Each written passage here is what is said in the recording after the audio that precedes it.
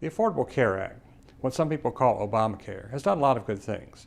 It's insured several million people who otherwise would not have had insurance. It's taken care of tens of thousands of people with pre-existing conditions. But much of what we call Obamacare right now is very dysfunctional. It's probably no exaggeration to say that much of it is a big mess. And so the question is, can we take a bill that runs 2,700 pages long and is backed by 20,000 pages of regulations? Can we take all of that and turn it into a health care reform that actually works?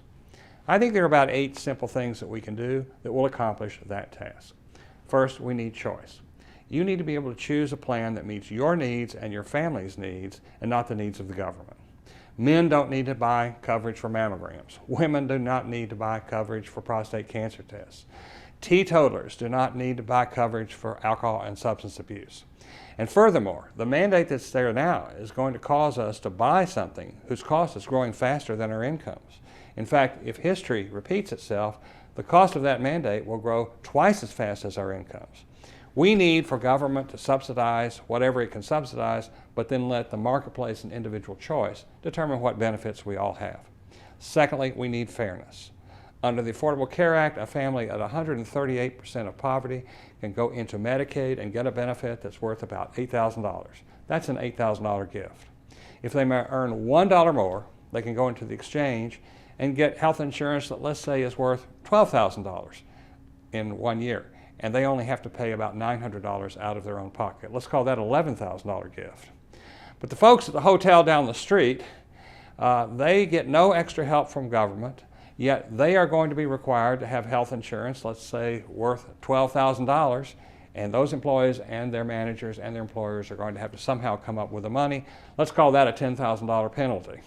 So we have an $8,000 gift, an $11,000 gift, a $10,000 penalty. That's not fair. The government should treat all of us the same. We should have a universal tax credit.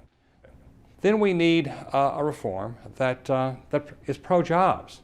Everything in the Affordable Care Act that causes employers not to hire people or reduce their hours should go. We need simplicity.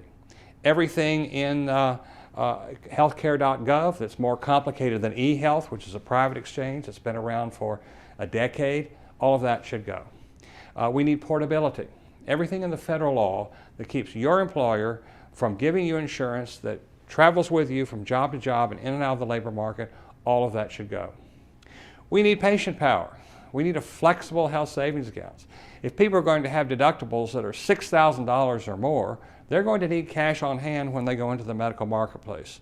We should consider matching the first $1,000 of contributions to those health savings accounts. And finally, we need real protection for people with pre-existing conditions. What we're getting now in the Obamacare exchanges is a race to the bottom. The insurers are running away from the sick and they're trying to attract the healthy. It's a totally different world over in the Medicare Advantage program, however. In that program, insurers actually compete with each other to attract sick people. For the sickest people, they get $60,000 per enrollee. That's the kind of risk adjustment that we need in the health insurance exchanges. If we make the changes I just described, I think we could turn Obamacare into a workable health reform.